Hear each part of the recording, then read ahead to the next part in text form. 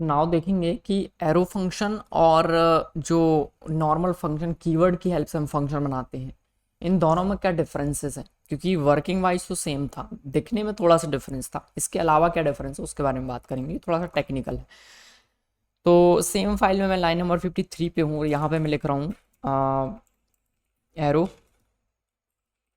Function versus normal function. Normal function का मतलब है जिसको मैं फंक्शन कीवर्ड से बना रहा हूँ, नॉर्मल फंक्शन, राइट। तो दो फंक्शन क्रिएट करते हैं। फंक्शन के पहले आपको पता होना चाहिए दिस कीवर्ड क्या होता है, और एक और दो तीन कीवर्ड्स और हैं इनके बारे में, बट बहुत ज़्यादा डिटेल में नहीं जाएंगे। हम दो कीवर्ड के बारे में बात करेंगे, दिस और आर्ग्यूमेंट्स। इसके अलावा और भी हैं सुपर कीवर्ड, उसके बारे में मैं भी बात नहीं कर रहा हूँ, इन फ्यूचर शायद हम करेंगे। तो एक फंक्शन हम यहाँ पे अगर क्रिएट करते हैं, फंक्शन अगर हम यहाँ पे क्रिएट करते हैं like this, okay.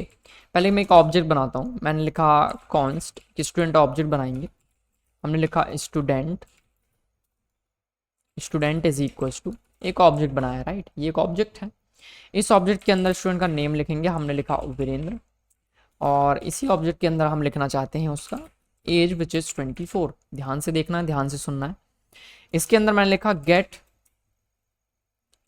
Student info is equal to, एक प्रॉपर्टी हमने अपने ऑब्जेक्ट के अंदर ऐड किया, और इसको मैंने असाइन किया एक फंक्शन लाइक दिस। ये फंक्शन मैंने कैसे बनाया, फंक्शन कीवर्ड की हेल्प से, राइट, फंक्शन कीवर्ड की हेल्प से। तो जब मैं इसको कॉल करता हूँ गेट स्टूडेंट इन्फो, इसको मैं कुछ पैरामीटर सेंड करना चाहता हूँ, फॉर एग्जांपल कुछ भी नंबर पास करना चाहता हूँ, मान लीजिए X comma Y, and then यहाँ पे मैंने लिखा कंसोल डॉट लॉग दिस। तो दिस का वैल्यू क्या होगा, मैंने आपको बताया था स्टार्टिंग में, दिस का मतलब होता है करेंट ऑब्जेक्ट को पॉइंट करता है दिस। तो ये जो फंक्शन है वो किस ऑब्जेक्ट के अंदर है, तो इस केस में ये इस ऑब्जेक्ट को पॉइंट करेगा। तो अगर मैं लिखता हूँ student dot gate student info, मैंने इसको कॉल किया, तो कंसोल में क्या प्रिंट हुआ, नेम वीरेंद्र एज 24। इसका मतलब क्या है, इसका मतलब ये है कि दिस किसको पॉइंट कर रहा है, इस करेंट ऑब्जेक्ट को, इस केस में, राइट। दिस का मतलब है करेंट ऑब्जेक्ट, ठीक है। नाउ अगर ये फंक्शन किसी ऑब्जेक्ट में नहीं होता तो उस केस पे क्या होता, तो हम एक और फंक्शन बनाते हैं यहाँ पे।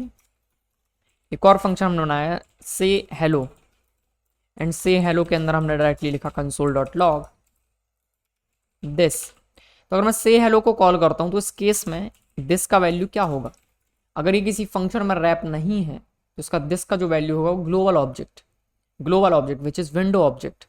इसके अलावा अगर मैं कंसोल डॉट लॉग दिस करता हूँ यहाँ पे, तो इस केस में क्या होगा, विंडो ऑब्जेक्ट।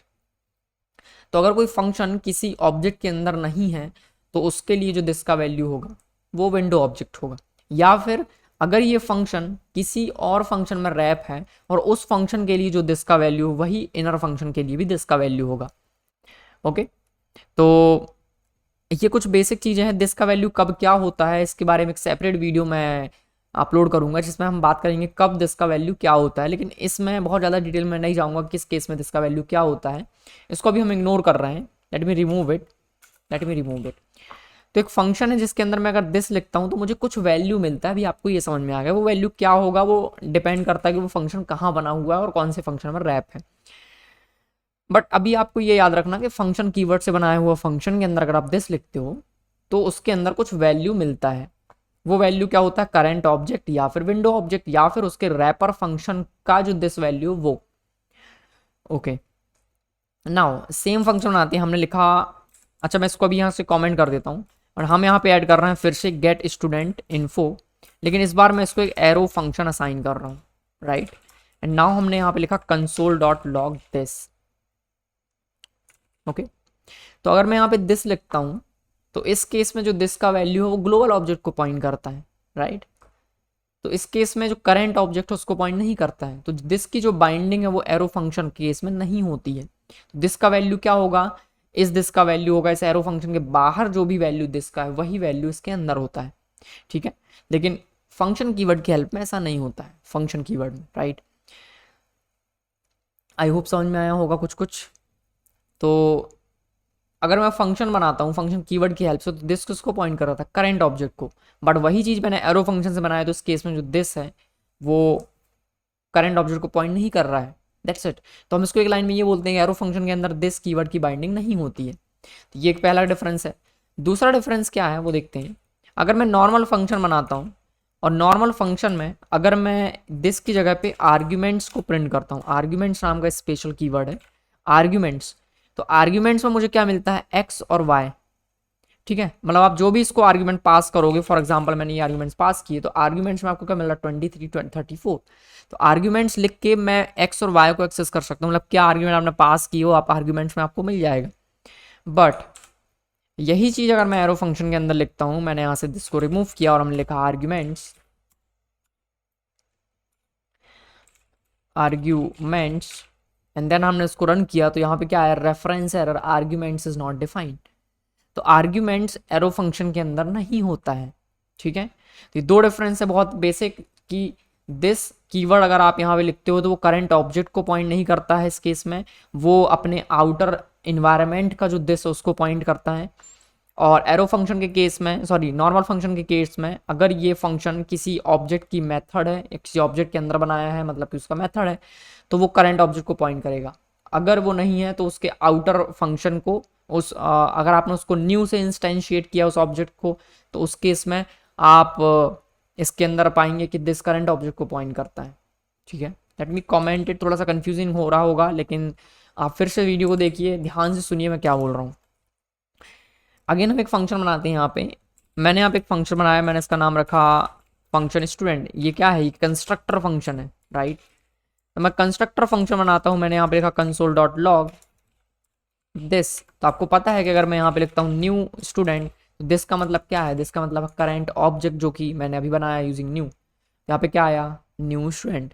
लेकिन अगर यही स्टूडेंट जो फंक्शन मैंने बनाया ये एक एरो फंक्शन होता तो हम इसको न्यू कीवर्ड के साथ यूज़ नहीं कर सकते, ये एक डिफरेंस है। तो एरो फंक्शन को आप कभी भी न्यू के साथ यूज़ नहीं कर सकते, student is not a constructor, right. जब भी आप एक एरो फंक्शन से एक फंक्शन बनाते हैं आप उसके आगे न्यू नहीं लिख सकते, आप डायरेक्टली उसको कॉल कर सकते हैं। इस केस में जो दिस का वैल्यू होगा वो करंट ऑब्जेक्ट नहीं, क्योंकि ऑब्जेक्ट है ही नहीं, इस केस में विंडो ऑब्जेक्ट दिस का वैल्यू होगा, ठीक है। दिस का वैल्यू कब क्या होता है इसके बारे में मैं नेक्स्ट वीडियो में बात करूंगा बहुत डिटेल में, क्योंकि अलग अलग टाइम पे दिस का वैल्यू चेंज होता रहेगा। अभी इसका वैल्यू अनडिफाइन है, इसका वैल्यू दिस है, किसी और एग्जाम्पल में इसका वैल्यू कुछ और हो सकता है, ठीक है।